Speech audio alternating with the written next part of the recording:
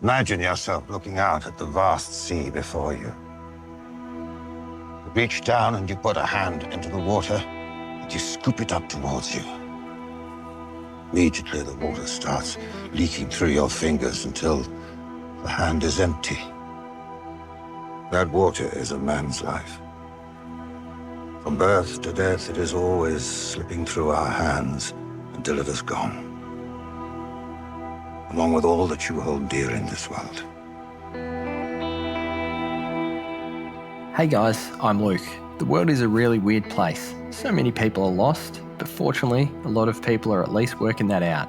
And I'm here to take the gloves off and explore the question, what's the point anyway? I went through my own deep exploration on this question over the past 5 years, and after 30 years of atheism, I became a Christian. I'm not really a typical Christian or churchgoer. In fact, I really struggle with much of what modern Christianity projects itself to the wider world. And I'd actually disagree with more Christians than I agree on with what the point is anyway. So what I want to do with this podcast is bring on guests with all different worldviews and put their perspectives in the furnace of ideas and really challenge them to find out which ones make the most sense. I believe that the truth is knowable, and through vigorous debate and questioning, we can uncover it. Join me as I stress test all these ideas and try to answer the question of what the point is anyway.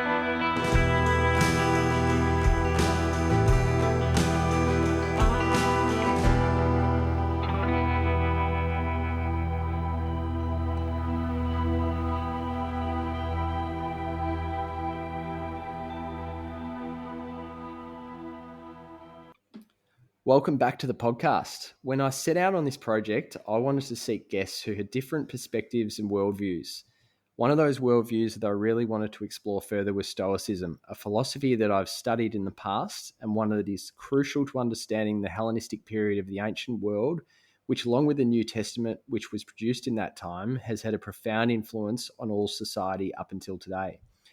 Therefore, joining me now is Will Johncock, a man that my independent research suggests is perhaps Australia's leading mind on the topic. Will writes on areas of philosophy, social theory, and sociology, having completed a PhD and taught in these areas.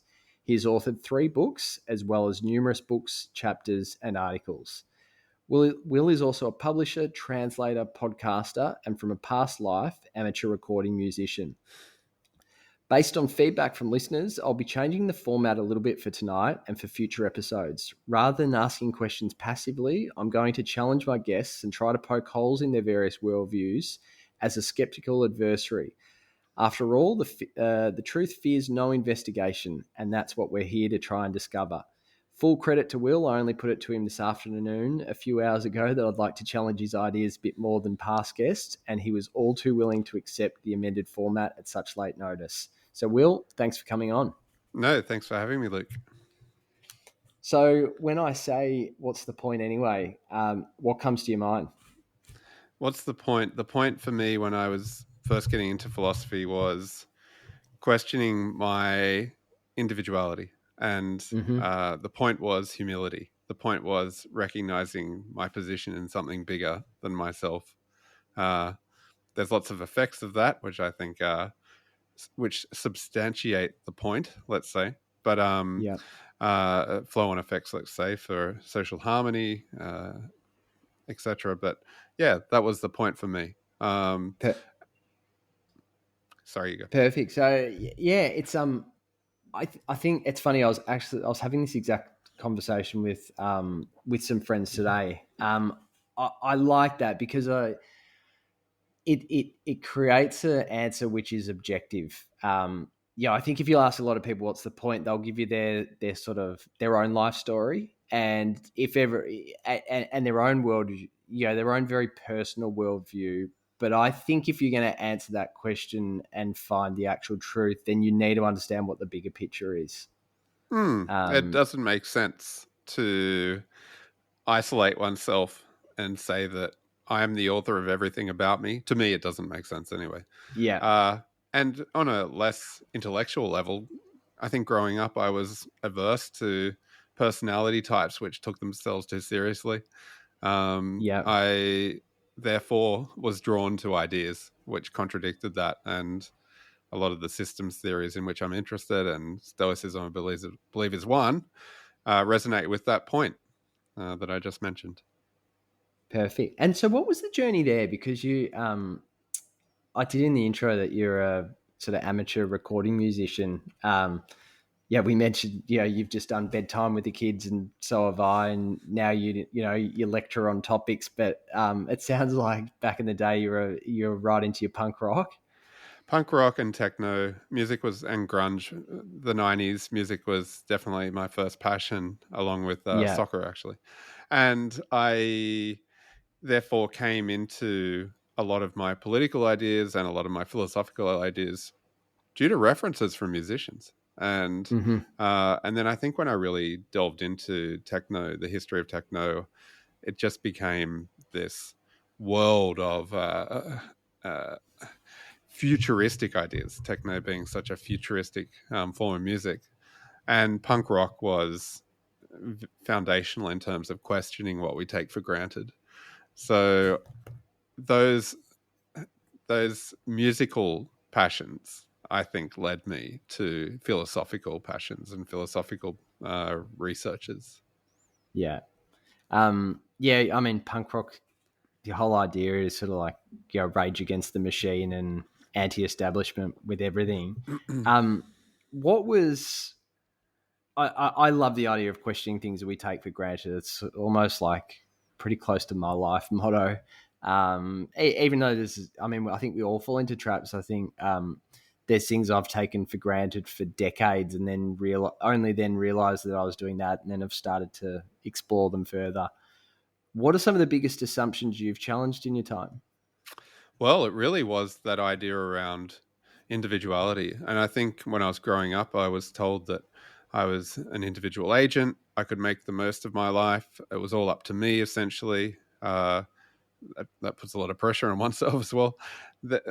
That was when I began getting into certain forms of philosophy that weren't Stoicism, I started to encounter ideas which said that the separation between any individual nodes, I'm trying to make this not too dense, any Yeah. individual things in a system, and a system might be just a social structure, and those things might be people. And so the separation between things and the ways in which those things orient or direct themselves day to day, that the decisions they make, that they might not be isolated to those individual things or nodes or people, whatever we want to call them. So that was life-changing when I realized that. Because that had ramifications for things like pride and shame in terms of how we think about how we come to make decisions and the effects of those decisions on our own life. What if everyone, to some extent, is involved in everyone else's lives to some extent? And if there's this greater system that we're all participating in, whereby the decisions that we make aren't necessarily entirely down to ourselves individually, that for me was groundbreaking.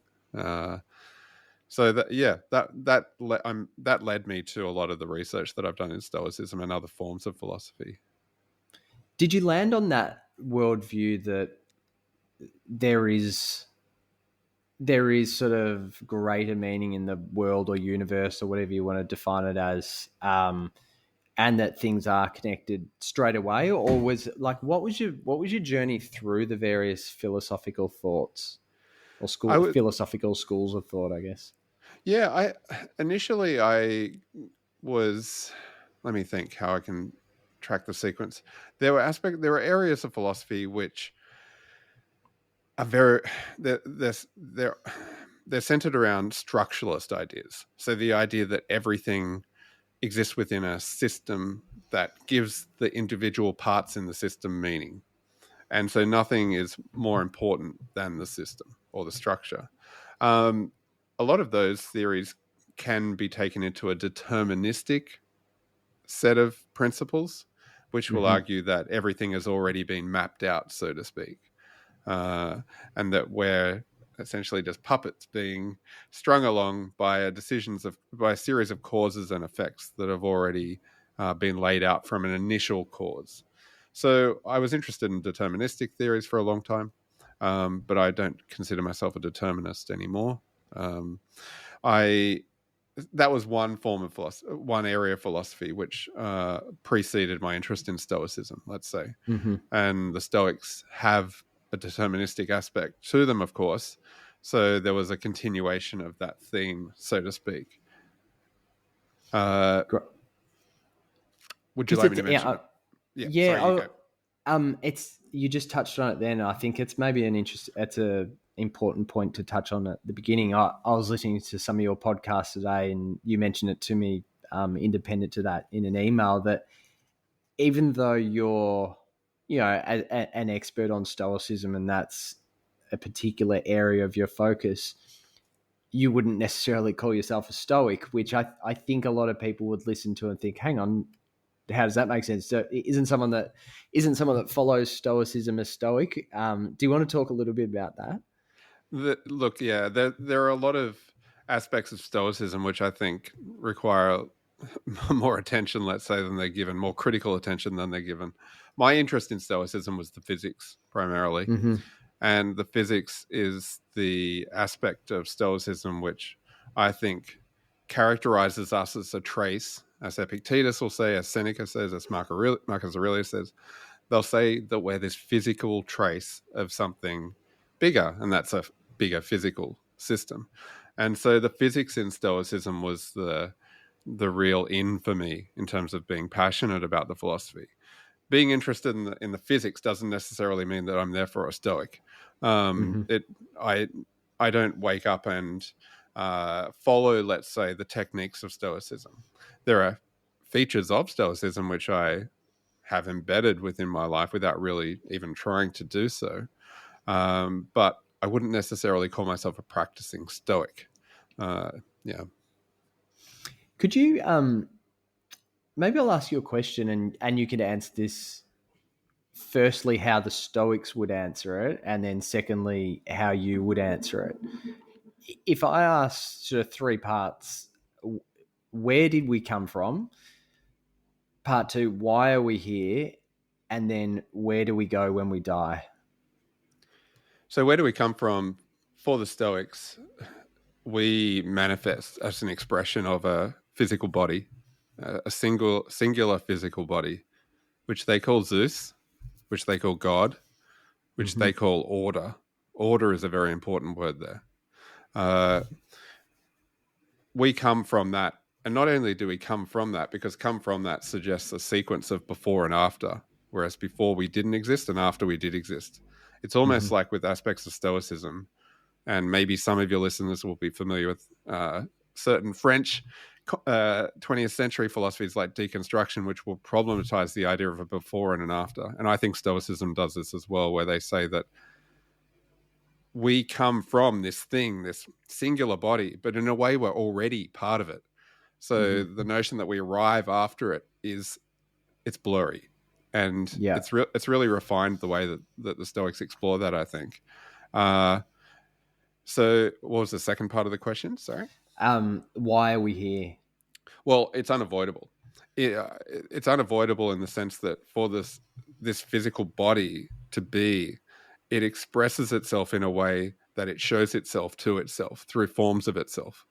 And sorry, just to butt in there, when you say this body, yep, are you referring to individual body, or you're referring to sort of the corporate wider body of humanity? No, good clarification. So for the Stoics, the world, the universe is a body. It's a singular body. People like thinkers like Marcus Aurelius again and Epictetus again, they will refer to us not just as parts of this body, but as limbs. So, and they talk about the coordination of this body. You might remember I just mentioned the word order when the Stoics describe. So what they mean with this order is this collective coordination of all the limbs of the body, and the body therefore is the universe. So the universe is a body, and it's expressing itself to itself in forms of itself. And those forms of itself are us as individual bodies. So we're both of a singular body, and we have a singular body in terms of our individual body. But our individual body is just a trace of the singular universal body that they call Zeus, God, order, etc. So we are limbs of God. We are limbs of this this all-encompassing entity that they refer to regularly as body. And I don't think it's just an analogy. In fact, I know it's not just an analogy, where they're saying this is like a body, for instance. It's the Stoics are physicalists, are materialists, and they ascribe a body to God, and that God is the world itself. And we then are traces of it. We're limbs of it. And the why, correct me if I'm wrong, would be with a deterministic worldview, the why is almost, I mean, is it somewhat unimportant? The why is just to exist as part of that body?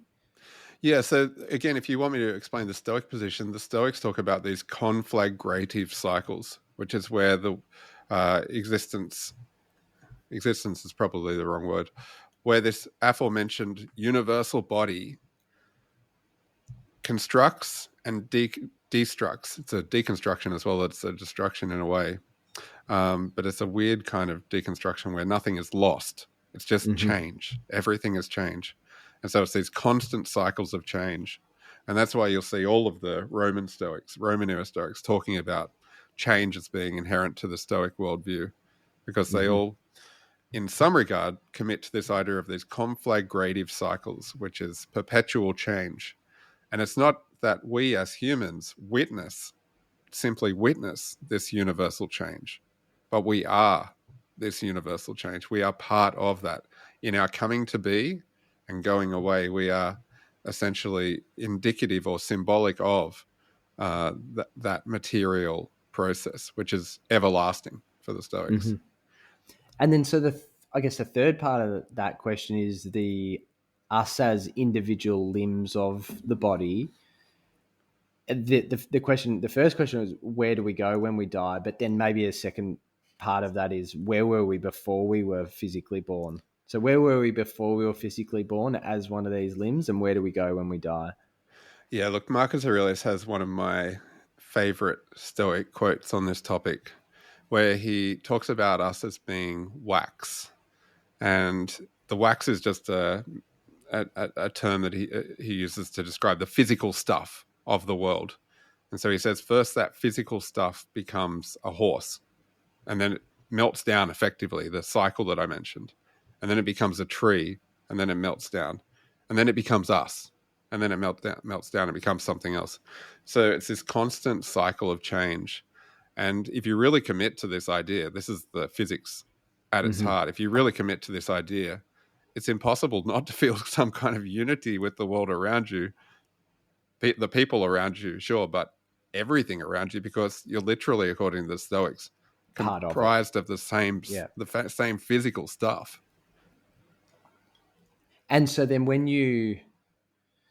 before you're born, and then when you die, there would be no conscious individual knowledge of that at an individual level. No, I think you are quite conscious as a human, and the Stoics do have a hierarchy of rationality, so they will put us on a higher plane than everything else, essentially, apart from God. We are more aware of ourselves, according to the Stoics, than other creatures are, and we're aware of these cycles, the mortality of being human. Indeed, one of the Stoic mantras is to emphasize to ourselves, to remind ourselves of our mortality, and to live accordingly, if we are conscious of that. So no, we are quite aware of this, the way in which the stuff which makes us up won't always be composed in this way, and therefore we won't always be around. Is there I mean, that answer's great. What I was asking is there a conscious knowledge at death? So the human who is considered a limb as part of this body, let's say it's you or I, we die tonight.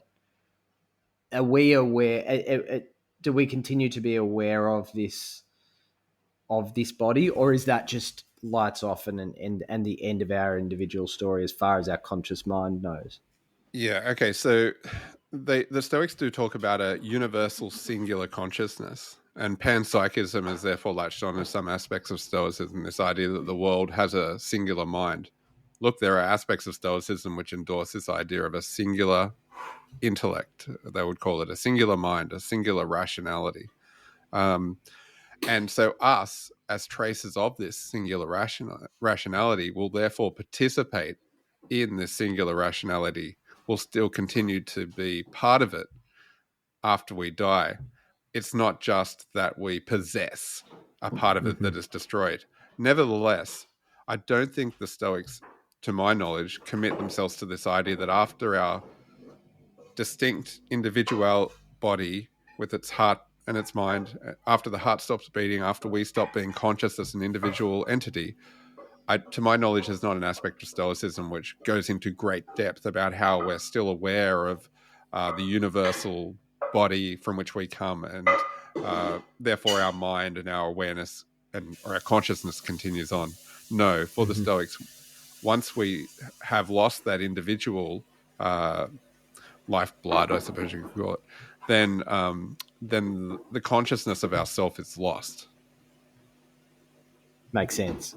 Yes. So, as I mentioned in the intro and mentioned to you, I mean, I've pretty much sort of explored, at different levels, but lots of different philosophies and worldviews. And, one of them was Stoicism. Another good example was, I don't know whether you've come across it, but it's called Vipassana, which is like part of Buddhism. They do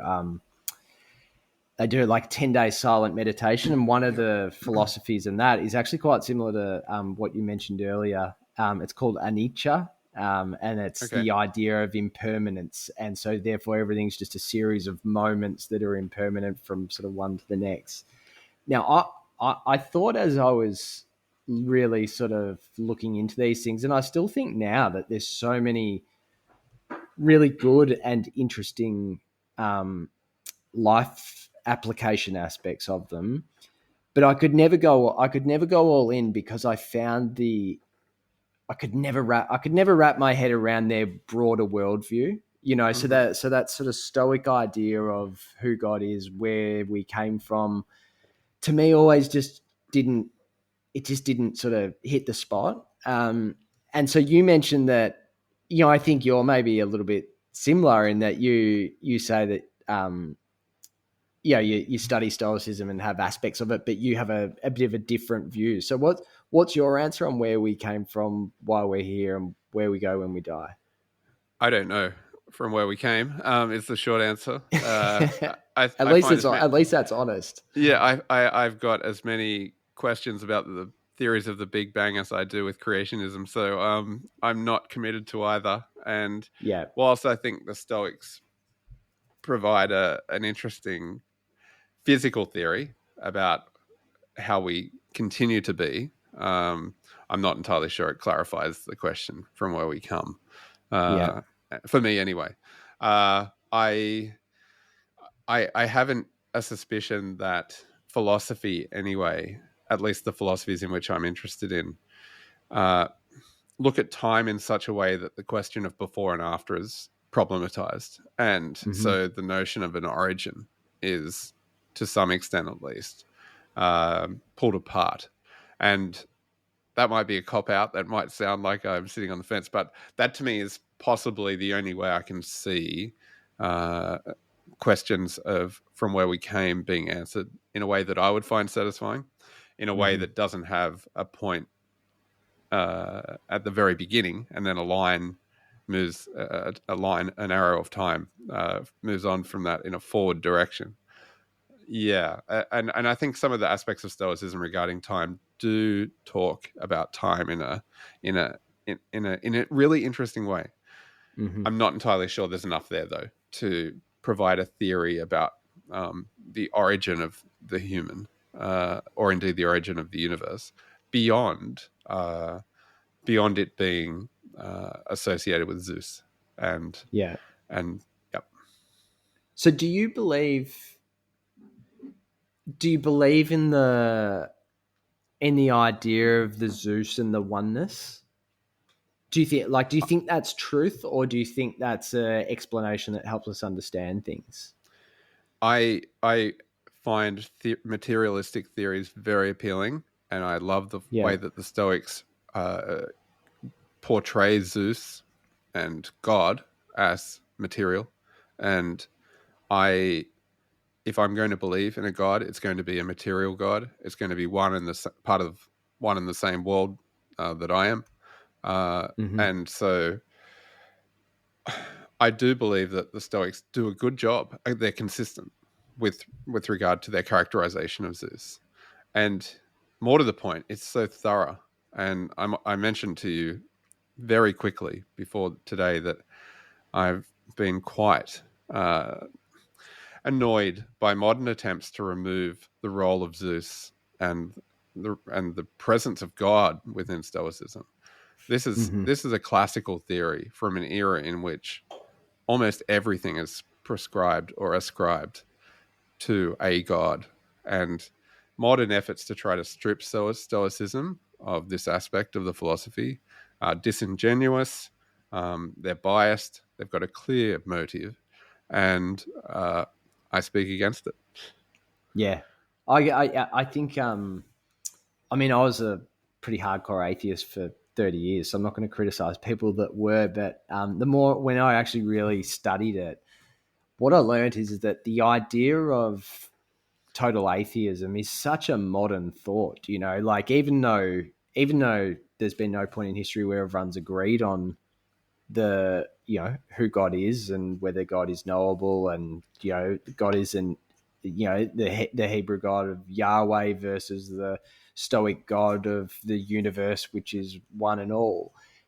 They always believed in a creator. Yeah, all of them had a supreme, divine being. So we live in an odd period of time in history compared to everywhere else, where a lot of people have stripped out the divinity around any worldview.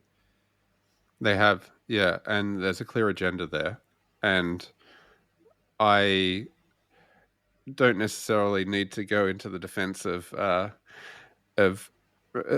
modern religions, let's say, but I feel like a philosophy like Stoicism is so prime for misrepresentation. It's arguably the most well-known philosophy that has ever existed, given the number of people who live now compared to in the past, and the proportion of that population who are aware of Stoicism. Most philosophies are so fringe and so marginalized that they could never have had the attention put on them that Stoicism has had right now. And so the people who have the platforms and the voices with modern Stoic philosophy, modern Stoicism as they refer to it, have a lot of responsibility. And some of them, I don't think, take that responsibility well. I think they're reckless. And whilst my main focus or my main area of interest in Stoicism isn't necessarily the divine part, I can't explain the part in which I am very interested, the physics, without incorporating in almost every sentence the divine part, because indeed it is the condition for the physics. Yeah. I mean, it's fair to say, I mean, I can level this criticism at modern Stoicism exactly the same way I can level it at modern Christianity. I mean, modern Christianity is just full of these new churches that pop up and sell people a beautiful message of coming in and singing a few songs and feeling great about yourself, which is not Christianity in the slightest, and should sit on a bookshelf next to the book on Stoicism about being a way to help yourself feel better about things in the self-help section. So it is really popular now. But I think you agree with me that the allure of it and the individual focus on it is very far removed from what it actually was. Yeah, and look, the self-help application of Stoicism is obviously well known right now. And I don't want to necessarily discount, as I say in one of my books, my project isn't to discount the use that people get out of Stoicism. I'm not here to negate people's the benefits they get from Stoicism, because it does have psychological aspects, psychological techniques that people can apply, and they can feel much better about anxieties. Which I think are really effective. Yeah, and I'm not Yeah. I'm not here to discount that or argue against it, but ironically, I think that the way in which the philosophy is sometimes portrayed through self-help discussions negates or compromises some of the aspects of the philosophy which would actually help people a lot more. And an example of that, which I've spoken about previously, is that so often the philosophy is portrayed in a way where it says that here are the things that you control and here are the things that you don't.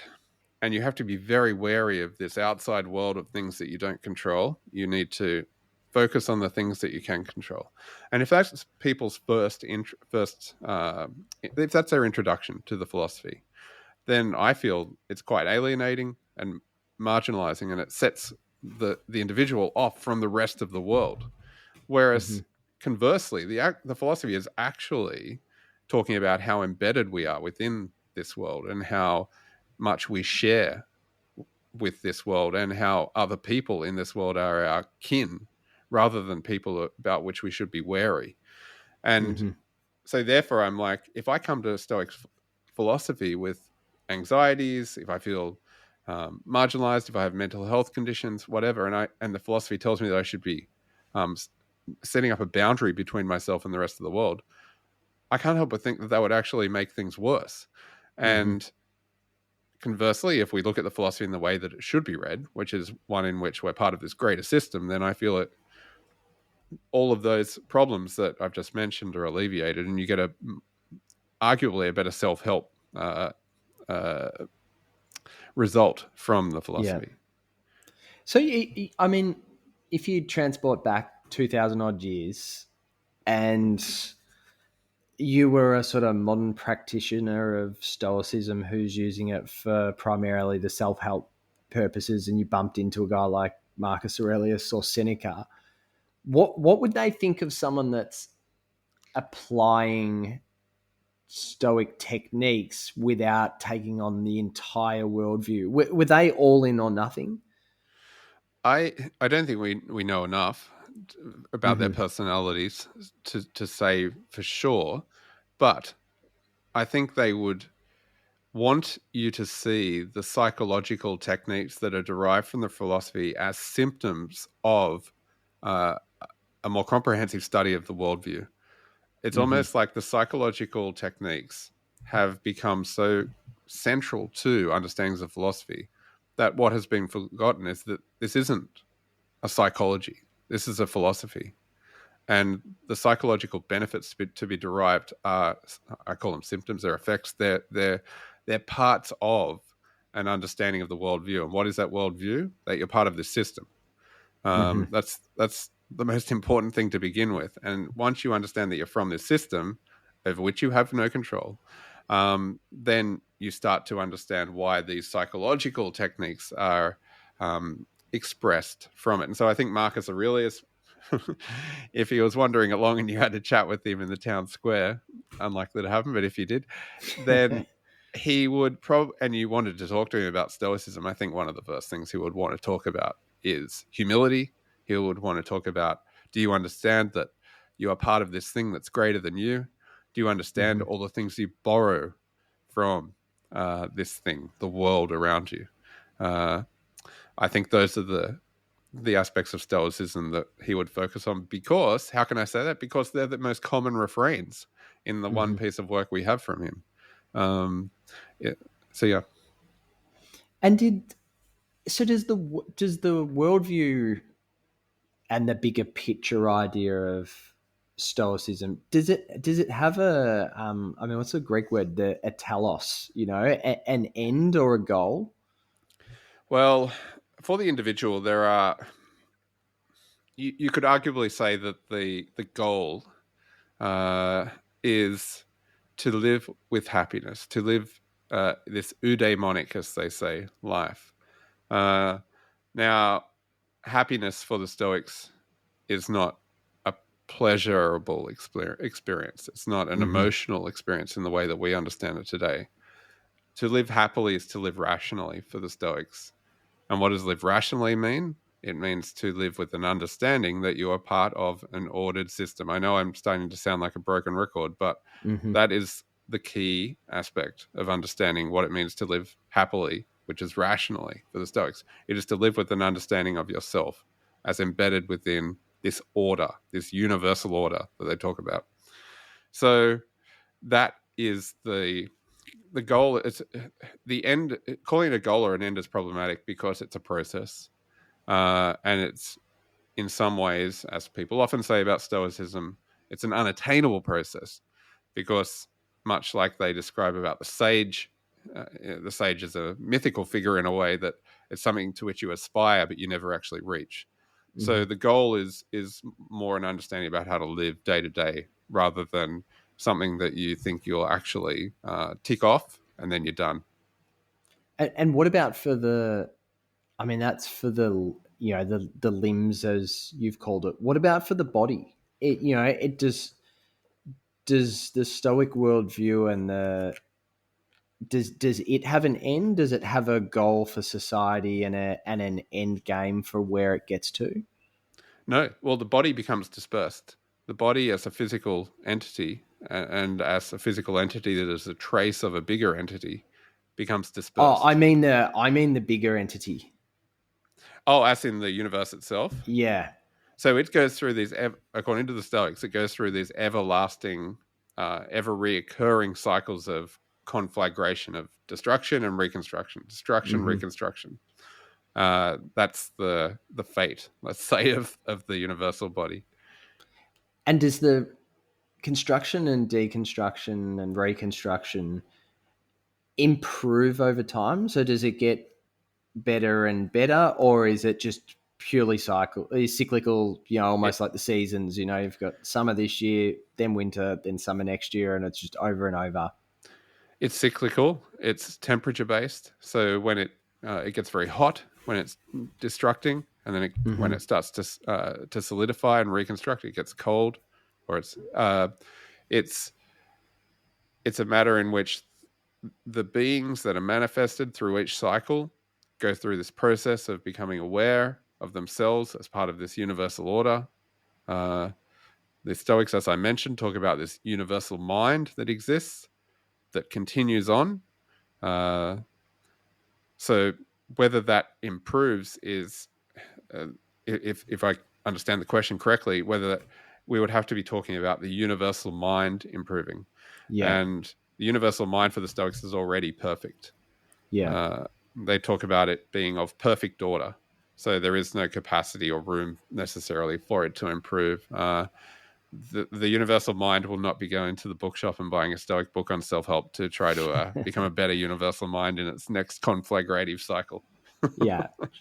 And so what about the ideas of good, virtuous, evil, positive, negative? How are any of those concepts objectively defined? Through rationality. Rationality is the be-all and end-all. And rationality is synonymatic as a synonym with virtue. To live virtuously is to live rationally. Yeah. And that conditions the way in which you should treat people. That conditions the way in which you should treat your disappointments. That's the way in which you should consider your fate. So this is one of the aspects of Stoicism which I think I have some issues with, is that criticisms of it which suggest that it can encourage or facilitate a subordinating mentality, where Marcus Aurelius will say that, something's happening in your life, you've got a terrible, whatever situation, accept it. It's your lot, as he says. It's your fate, literally.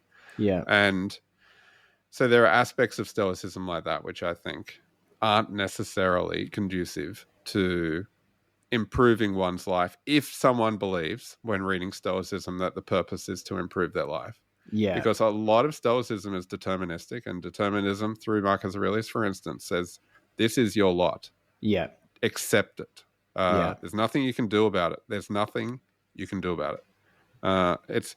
All you can do is accept it. You have complete control over your mental relationship with it.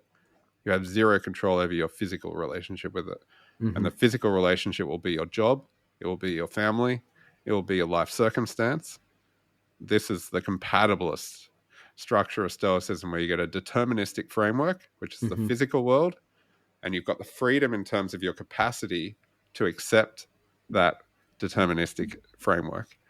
And that, I think, is never explained enough, because you would not sell any books on Stoicism if the first page told you that it's all written already. Whatever has brought you to this book is going to continue, possibly. Whether it does or it doesn't is beyond your control. You can read this book to learn how to accept it.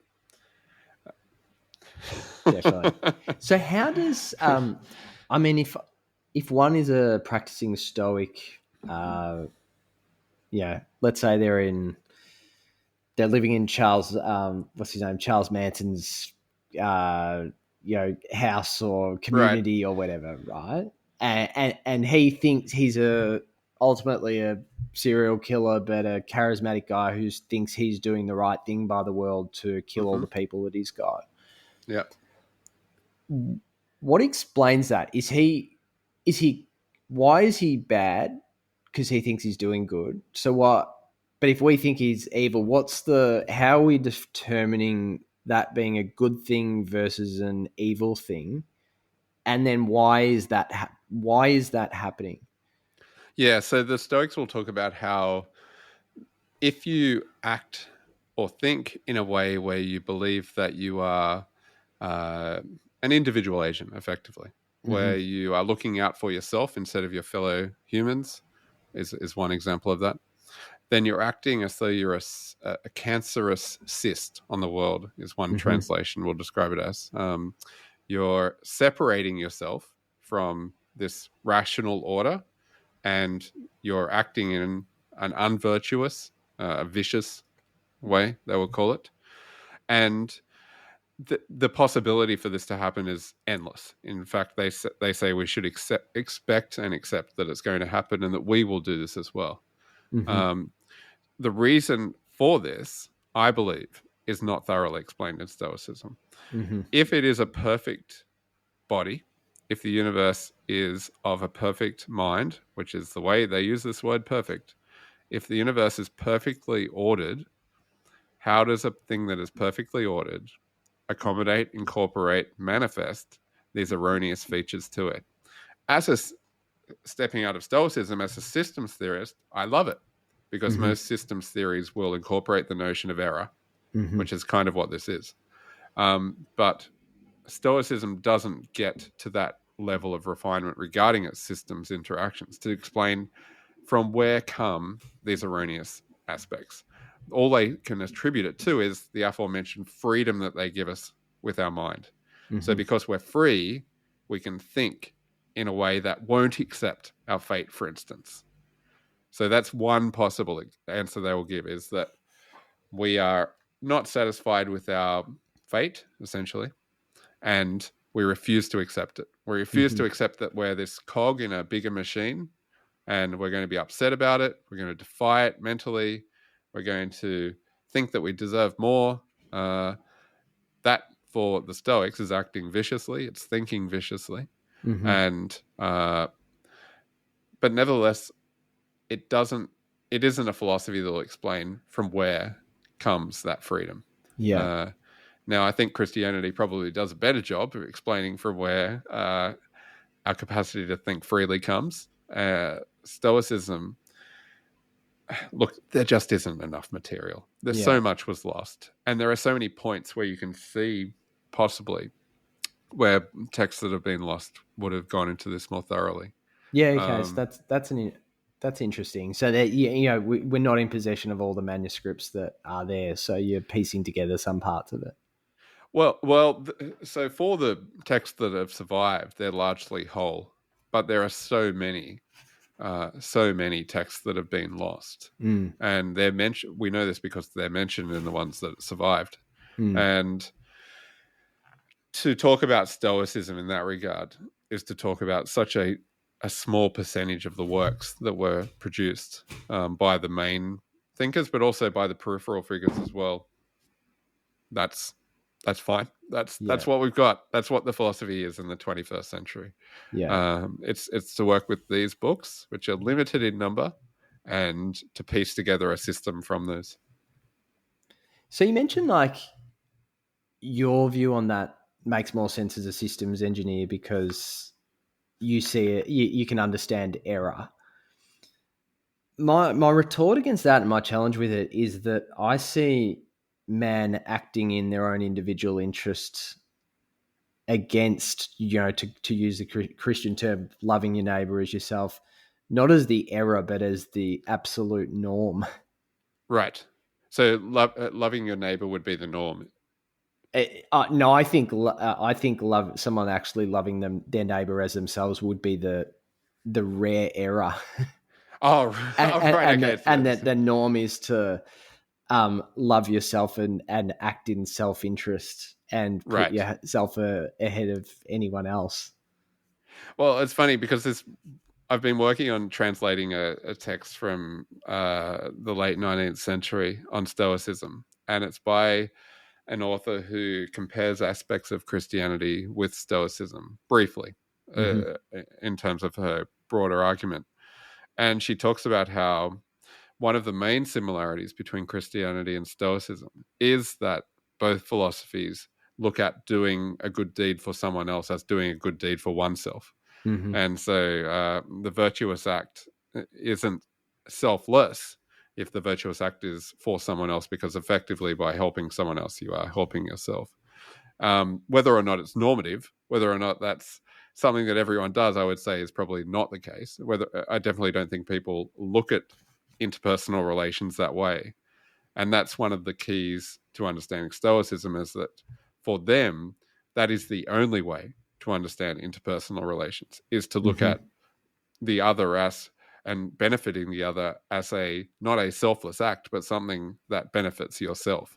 Look, whether it was more normal 2,000 years ago, I don't know.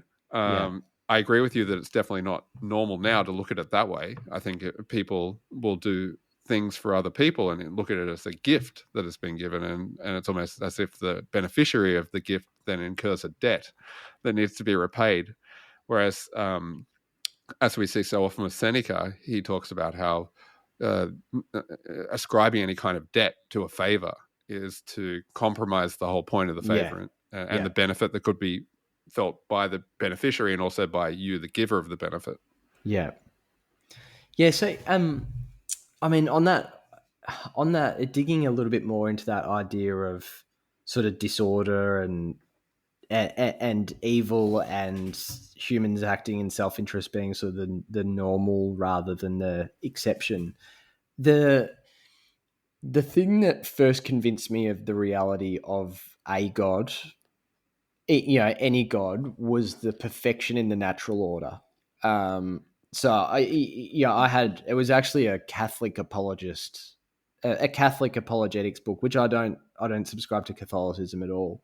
But it was reading their work that they convinced me of the reality of a god, which was my sort of first step, by saying that you if you want to make a bike, if you want to build a bike and you've got 150 pieces in that bike and you just throw them in a room, it's not going to turn into a bike. There needs to be order and process and intelligent design to turn those pieces into the bike.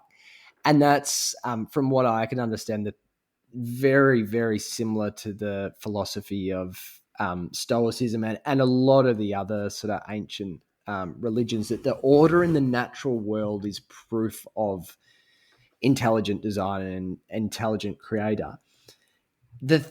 What got me to Christianity as the answer rather than others was the difference between the complete order and perfection in the natural world and complete disorder in the human world. So I think I agree with the Stoic idea of this of order and how everything sort of works, but I don't think it answers that question on on humanity and how I mean, we've got 6,000 years of recorded history, and it is just, empire after empire destroying each other, evil person killing another evil person.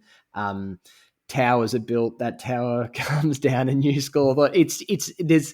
I disagree with the idea of progress. And I mean, even progress. I look at buildings that were built 1,000 years ago, and they're infinitely more beautiful than buildings that are built today. Right. So, have you got an explanation for this disorder in the human world that's so different to the order in the natural world? Well, I don't. If I was to refer to the Stoics, and you're right, regarding the natural world, they talk about, Epictetus has those great passages where he talks about the interconnection of the ecologies around him, and the flowers blooming and the sun rising and falling, and it's all so harmoniously systematic, and it's perfect, and it's obviously, as he said, who else could have done this but an ultimate creator. And then when we talk about the human relationship with this, let's say, but also with each other, it seems to be less than harmonious. I don't have an answer for why. I think the Stoics would say that part of the problem is the freedom, and so we have capacities for thought and for rationality as well that other creatures don't, and vegetation doesn't. And it's weird with that term rationality, because the Stoics will say that everything is rationalized. Everything in the world, the tree, the dirt, the human, is rationalized. And what they mean is that everything is ordered in a systematic way. So it's rationalized by this universal mind. We are rationalized as well. We're part of that web of causes and effects. But then we also have this mental rationality where we can reflect on our own being and things like that. So potentially that's the root of the problem, is that we're not just systematically programmed, but we have a capacity to reflect on our systematic programming in a way. But that's not a definitive answer. Yeah. Well, I mean, it's interesting. Even me as a professing Christian and a billion other professing Christians, the idea of whether free will exists is hotly disputed. There's Christians that think we have free will, and there's Christians that think we don't have free will, and that everything is written and preordained and predetermined. And it's a topic I'm still studying and coming to terms with. If you had to ask me today, I would say, you remember the game we played as kids, The Sims? Oh, SimCity and things like that. Yeah. Is that it? Yeah, The Sims is my best guess at explaining how it all works. I think things are programmed, and we're players in that game, and there is a creator who I believe is Yahweh, who sits above that board. And we can make our own moves here and there. We can do things, but at any point in time, that creator can take us out of the game, can add a new player, can put one player in front of us. So there is elements of free will, but I think we've got a lot less free will than what people think. So I'd love to get your take on determinism and where you've landed with it. I'm not a determinist in the strict sense of thinking Newtonian, like that there was one cause and then every effect spilled out from that. I do, nevertheless, though, I don't believe in the conventional idea of free will either. And I think one of the great aspects of Stoicism is the blurriness of the mind. And the mind is the seat of our agency, let's say, which might be called free will. And yet the mind for the Stoics is a trace, they use this word trace, of this universal mind. So everything about the seat of our own rationality, of our own thought, is derived from a bigger entity. Not only that, it's also programmed in a way that is designed to be in communication with this bigger entity, this bigger mind. They call it the daemon, and it is a caretaker. This mind It's inbuilt with caretaking capacities so that we are steered towards acting rationally. Mm-hmm. So already in that little that I've said, and there's a lot more, that one of the chapters of my book, Beyond the Individual, is all about the mind. Already in those little pieces of information, we get this sense that this thing, which is meant to be the seat of our own individuality, of our own thinking process, is in some way so interconnected and already oriented by something which isn't us. Mm-hmm. So therefore, I don't think for a second that there's anywhere near the kind of free will that people ascribe to the individual in Stoicism. Yeah. Beyond Stoicism, just in terms of sociological studies and things like that, I think that the way in which these words that are coming out of my mouth right now, I didn't author them. I learned them through a structured process of education that I inherited. My genes and my neurology, I didn't create these of my own accord. They were adopted by my predecessors. All of my capacities for moving around this world are in some way conditioned by things other than myself. And I'll think according to those ways in order to do these things most easily. I've obviously got a lot of interest in the question of individuality and therefore in free will. And my conclusions are that we don't have it in the way that conventionally people talk about free will. I think our individuality is something, if I can put it in academic speak, our individuality is something in which we participate, and it's out there and we move around it rather than we possess it and we house it and we keep it away. I think we find ourselves a lot in the way that we move around the world, rather than we have a distinct, separate sense of self and it's impregnable to the world. Yeah. If that makes sense. Yeah. Well, I mean, it makes as much sense as any other answer. I don't think you'll find anyone that has a set answer that answers every question on deterministic worldview versus free will at every turn. So, if you or the listeners are interested in determinism, there is a TV series that came out a couple of years ago called Devs. Okay. And it's probably the best TV portrayal I've seen of the question of determinism. It's a little dramatic, but it has to be. It's TV. Yeah. It's very watchable. And I have to say, in terms of like philosophical ideas around determinism, it's kind of refined. Okay. So Devs, it's called. DEVS. Yep. Perfect. Will, I'd love to get your insight into sort of the Greek worldview or the Hellenist worldview of 2,000 years ago and the competing schools of thought. I mean, I personally think that sort of first century is just such a fascinating period in time and so influential on the world today, where you had, you're probably 500 years past the Babylonian Empire, so you had all their mystery religions that still had profound influence. You had the rise of the Roman Empire and the sort of the fall of the Greek Empire before that, and then the sort of Hellenist thought that was going through everywhere. You had all these, port cities like Corinth and Athens and Alexandria, where you had all these ideas going around, and then you had obviously Jesus of Nazareth comes on the scene early in the first century, and then the Hebrews are going around everywhere saying that this Hebrew Messiah has come in the flesh, and is available for all. Can you talk about your knowledge of the Greek, the Greek world in that period of time and all the competing thoughts that were there, and what were some of the most hotly contested ideas?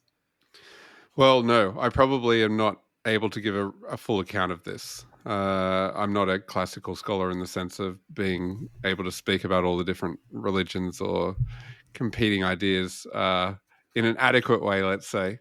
I would just, my first thought would be the legacies of the Hellenistic ideas and the ways in which they continued to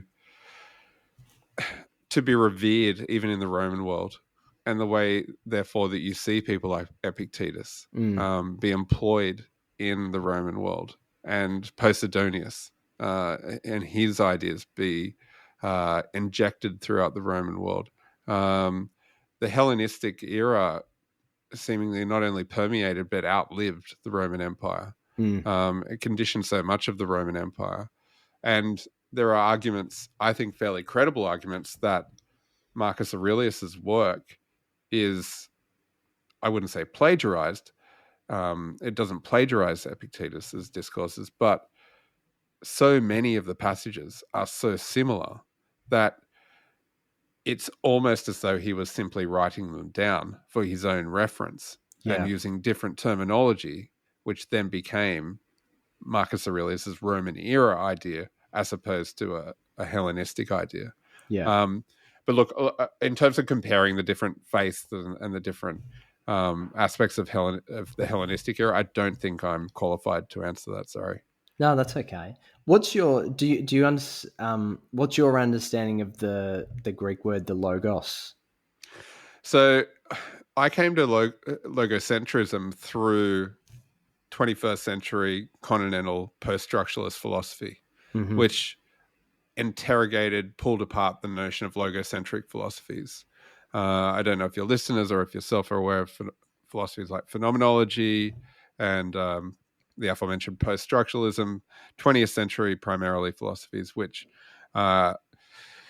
look to interrogate the dogmatism, they would say, of the logocentric position. This idea that there is an origin in particular is something that post-structuralism will attack. And given that part of my philosophical grounding was in 20th century post-structuralisms, then I also do have this almost habitual tick when I hear about logocentric philosophies to want to unpack or pull apart the origin stories that they might prescribe. That's quite interesting to say, given that I am also very into Stoic philosophy, which is a logocentric philosophy. So the logos for me is this point of, in terms of temporality, it's a point of origin. It posits a point of origin. And it's a dogmatic point of origin from which thoughts spring, from which meaning springs. And it's not necessarily, according to the logocentrist, up for debate. It's rather just a prescription. How would you understand the logos? Have you seen how it's used in John's Gospel? I have not, no. I mean, John's Gospel is, it's written, the date's debated, but, mid first century, and there was the Jewish sort of Hellenist scholar Philo, who was really significant at that period of time. And John opened his Gospel. It's translated in, the word is translated in English, but he says, in the beginning was the word being logos, and I'll read it exactly. Hang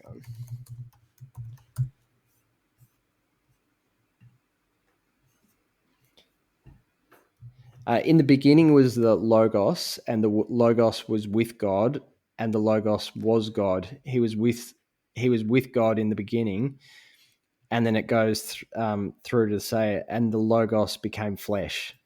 Right.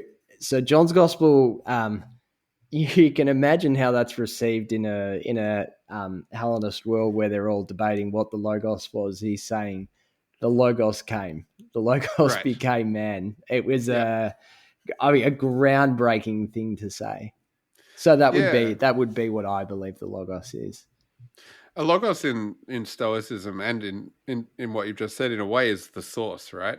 Yeah, it's the all-encompassing source of all, particularly of all meaning. It's not a relative. It's the opposite of a relativistic kind of understanding of the world with plural interpretations. Yeah. It is so absolute. Yeah. Yeah. And so I can't tell you how difficult it was when I first when I first became interested in Stoicism, which was probably around 2010. Yeah. On the back of doing graduate studies and and a lot of writing in areas which challenge the notion of the logos, or philosophies or ideas which are logocentric. But again, I think like the way the Stoics approach it is slightly different from others, and it's something that I find palatable, explainable, and indeed the philosophy is conditioned by it. It wouldn't be possible without being a logocentric philosophy. Yeah. Interesting. So Will, you've written 3 books, is it, or is it about to be a 4th? I've written three books, with 3 different publishers. Yeah, right. And so what's the latest one to come out? Of those books, it was a book called Beyond the Individual, Stoic Philosophy on Community and Connection, and that came out last year. And that was a book on much of what we've talked about today, similar themes to what we've talked about today. This idea that things that we might interpret to be highly individualized or authored by ourselves, according to Stoicism, are actually shared phenomena, or things that we have in common with the world and with other people. So it was a book about Stoic philosophy, most definitely, with a broader argument as well. Yeah. So one criticism that gets leveled at philosophers is they love questions more than they love answers. What are some of the questions that what questions do you see yourself trying to answer over the next decade? Oh, for me, the biggest thing is how to communicate what I think well. How do I communicate what I think is the importance of this question of individuality? How does it go from being a fairly niche kind of argument that will sell a few hundred books to a bigger debate that encompasses other aspects of society? And I think it's important because of the way that it can affect social relations and deal with all the isms of racism and sexism and things like this. So I do think there's a broader project to be had. And one of the ways in which Stoicism can speak to these is, I think, if I am able to communicate what I believe is the correct interpretation of the philosophy in a way that appeals to a greater audience. Look, I think there are obviously timeless philosophical questions. What's the meaning of life? From where did we come? Why is there something rather than nothing? And